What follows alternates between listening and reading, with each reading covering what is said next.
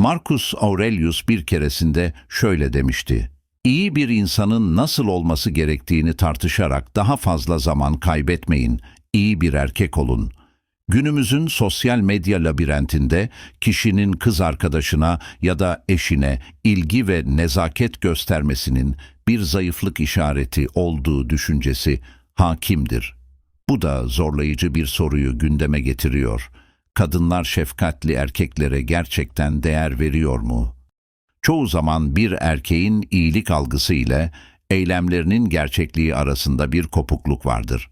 Erkek bir destek unsuru olmak yerine istemeden de olsa bir hayal kırıklığı kaynağı haline gelebilir. Bu durum, iyi bir erkeğin gerçek özünü tanımlayan stoacı idealleriyle taban tabana zıttır. Kadınların şefkatli erkekleri takdir etmediği inancının aksine, gerçek şu ki, gerçekten iyi bir kadın bir erkekte bu tür nitelikleri tanıyacak ve takdir edecektir. Eğer bir kadın ilgili ve düşünceli bir partneri takdir etmiyorsa, bu durum değerler ve beklentilerde bir uyumsuzluk olduğunu gösterebilir. Şefkatli bir erkek olmak, bir zayıflık ya da caydırıcı bir unsur olarak görülmemelidir. Çünkü gerçekten değerli ve iyi olan kişiler bu nitelikleri takdir edecektir. Dahası, kadınlar genellikle memnun etme çabalarında aşırıya kaçan erkekleri tercih etmeyebilir. Size gerçekten değer veren bir kadın, sizin kendinizi aşağılamanızı istemez. Dengeli bir ilişkide, bir erkek arkadaş veya koca tarafından gösterilen nezaket, partneri tarafından karşılık görmelidir. Sadece bir kişinin değer verdiği tek taraflı bir ilişki saygı kaybına yol açabilir. Bu nedenle güçlü ve sağlıklı bir ilişkinin gerçek özü olan ilgi ve nezaketin karşılıklı olduğu bir denge bulmak önemlidir. Günümüzün dijital çağında, özellikle de sosyal medyada, erkeklerin kadınların yanında küçümsenen bir pozisyon alma eğilimi var. Bu, itaatkar davranışlar sergilemeyi veya saygısız muameleye katlanmayı içerir ki bu endişe verici bir gelişmedir. Bu tür eylemler yalnızca öz saygı eksikliğine ihanet etmekle kalmaz, aynı zamanda zayıflık ve utanç imajı da yansıtır. Bu tasvir, erkeklerin genel algısını çarpıtmakta, onları güç ve rasyonellik modellerinden ziyade karikatürlere indirgemektedir. Bu davranış, gerçekten iyi bir erkek olmanın ayrılmaz bir parçası olan stoacı adalet, cesaret, ölçülülük ve bilgelik ilkeleriyle çelişmektedir. Stoacı bir filozof olan Seneca'nın bilgece belirttiği gibi, çok az şeye sahip olan değil, daha fazlasını arzulayan adam fakirdir. Bu karşılıksız sonsuz vermenin saygı ve kişisel bütünlük kaybına yol açabileceği ilişkiler bağlamında geçerlidir. Stoacılığa göre gerçek erkeklik ve iyilik, sürekli fedakarlık veya tek taraflı cömertlikten daha fazlasını içerir. Bu, zorluklar karşısında cesaret göstermek, başkaları için empati göstermek ve adil ve eşit muamele yoluyla saygı kazanmakla ilgilidir. Stoacı erdemler tarafından yönlendirilen iyi bir insan değerini bilir ve saygınlığını korur. Öz saygısından ödün vermeden ilişkilerine olumlu katkıda bulunur. Stoacı bir imparator ve filozof olan Marcus Aurelius bir keresinde şu tavsiyede bulunmuştur: "Kendinizden, başkalarından olduğunuzdan daha fazla talepkar olun." Bu bilgelik, özellikle romantik ilişkiler bağlamında bir kişinin karakterinin gelişimiyle özellikle ilgilidir. Tatmin edici ve sevgi dolu bir ilişkiyi teşvik etmek için her iki partnerin de yüksek değer ve karaktere sahip olması esastır. Bir kadın partnerini manipüle etme, kullanma veya ona hükmetme eğilimleri gösteriyorsa, erkeğin ilişkiyi yeniden değerlendirmesi elzem hale gelir. Bu tür dinamikler, sağlıklı bir ilişki için elverişli değildir ve stoacı bir erkeğin ilkeleriyle de tutarlı değildir. Bir ilişkide karşılıklı saygı ve takdir esastır. Bir erkek kendine saygısı olan, sevgi ve destek sunmaya istekli, ancak karşılığında aynısını bekleyen biri olarak görülmelidir. Stoacılık, ilişkiler de dahil olmak üzere hayatın her alanında dengenin önemini öğretir. Partnerlerden birinin sürekli olarak almadan verdiği bir dengesizlik, zararlı ilişki dinamiklerine yol açabilir. Epiktetus'un dediği gibi, konuştuğumuzdan 2 kat daha fazla dinleyebilmek için 2 kulağımız ve bir ağzımız olduğunu hatırlamak önemlidir. Bu, bir ilişkide anlayış ve empatinin önemine işaret eder.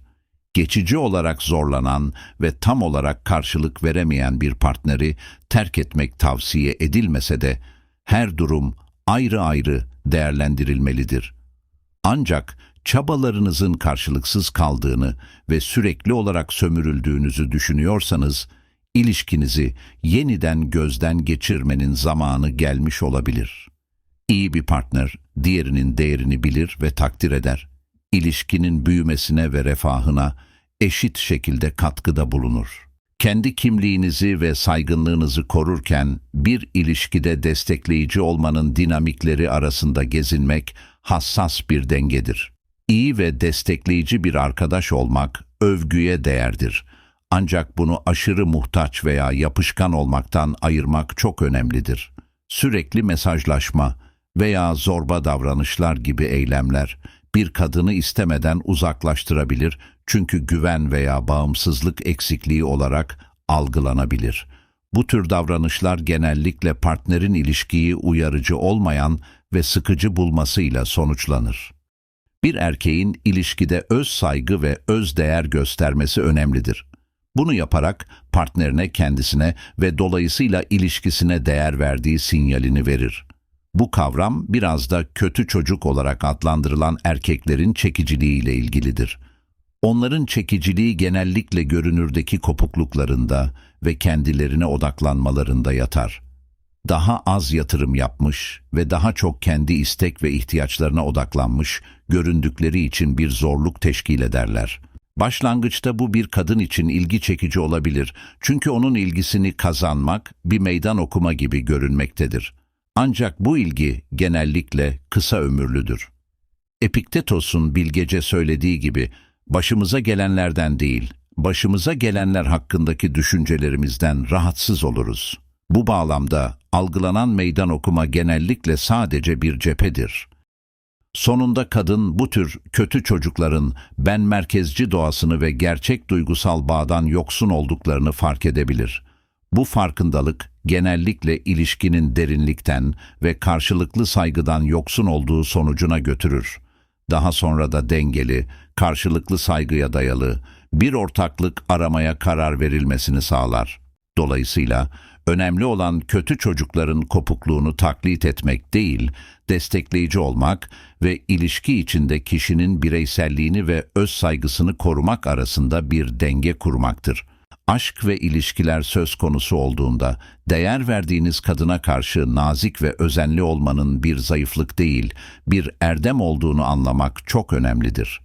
Bununla birlikte Stoacılık bize denge ve ölçülülüğün önemini öğretir.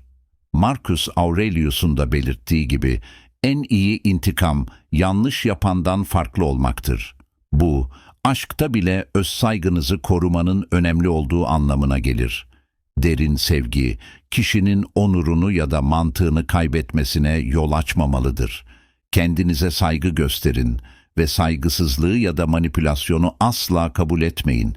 Aşk adına kendinizi küçük düşürmek ya da kötü muameleye göz yummak, hem sizin hem de muhtemelen partnerinizin gözünde saygınızı kaybetmenize yol açar.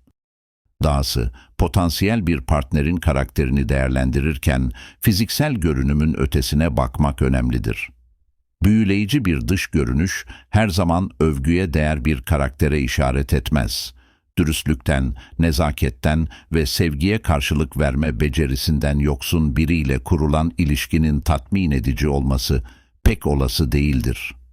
Bilgelik ve dürüstlük gibi erdemlere vurgu yapan Stoacı felsefe, bizi bu niteliklere sahip eşler aramaya yönlendirir.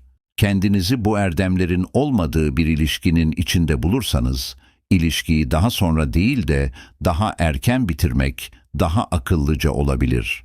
Kaçınılmaz olanı geciktirmek sadece bağlılığı yoğunlaştırır ve nihai ayrılığı daha zor hale getirir. Unutmayın, sizin için doğru olmayan biriyle birliktelik sona ermeye mahkumdur. Bu nedenle refahınız için erkenden bilinçli bir seçim yapmak daha iyidir. Bu video sizi zenginleştirdiyse ve tartışmamızda değer bulduysanız, sizi videoyu beğenmeye ve düşüncelerinizi yorum olarak belirtmeye davet ediyorum. Yolculuğunuzda size ilham vermeyi ve rehberlik etmeyi vaat eden daha aydınlatıcı içerikler için aramıza katılmayı unutmayın.